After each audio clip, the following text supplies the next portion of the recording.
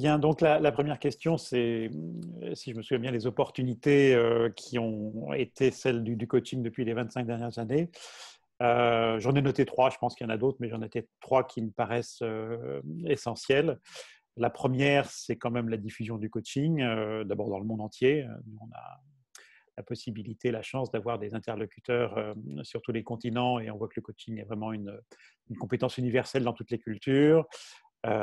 Plus de coachs, évidemment, la progression du nombre de coachs, plus de clients dans tous les domaines, soit les entreprises, les privés, les organisations, plus de types de coaching différents, entre des coachings qui s'adressent plutôt à des particuliers pour le développement personnel jusqu'à des...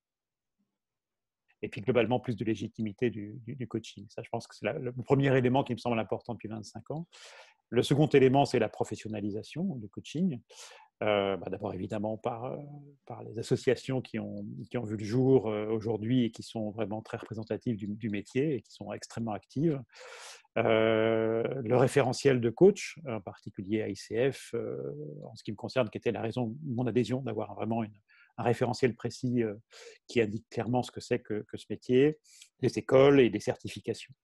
Puis le troisième domaine, c'est vraiment les outils qui sont vraiment développés sur le coaching depuis une trentaine d'années, les constellations, les pratiques narratives, enfin, beaucoup d'outils très différents. Donc pour moi, c'est les trois éléments importants de la diffusion.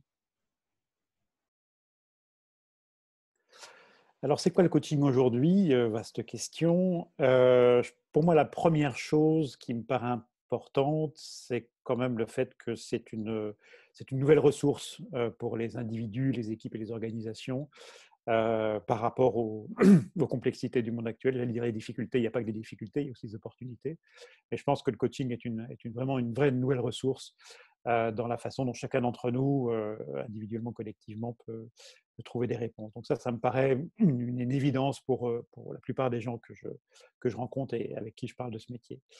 Le second point qui me paraît être un élément vraiment très intéressant aujourd'hui, c'est que le coaching devient un élément de culture. Bon, nous avons principalement variation une activité du coaching d'organisation des professionnels. Donc, on voit bien que le coaching devient un élément de culture de l'organisation, non seulement en termes de compétences managériales, mais d'interaction, de capacité de travailler ensemble, de leadership. Donc, c'est vraiment pour moi le second point qui me paraît important. Et le troisième pour le coaching aujourd'hui, c'est que c'est une industrie. Je pense qu'il faut le voir aussi comme ça. Je pense qu'ICF a des chiffres sur le chiffre d'affaires du coaching dans le monde, mais vu le nombre de coachs, de grands cabinets qui s'intéressent aussi au coaching, je pense aux grands cabinets d'organisation, c'est vraiment un moyen d'intervention et une industrie à part entière dans l'économie aujourd'hui. Ce que je souhaite pour l'avenir ou mes espérances par rapport au coaching, il y en a une, enfin, une première qui est fondamentalement liée à la vocation de notre entreprise, qui est d'améliorer les organisations d'un point de vue humain et économique. C'est globalement de contribuer à l'amélioration du fonctionnement des organisations et partant de la société. Je pense que le coaching a vraiment un rôle à jouer très important sur à mieux vivre ensemble. Ça me paraît être une espérance fondamentale et dont on a bien besoin aujourd'hui.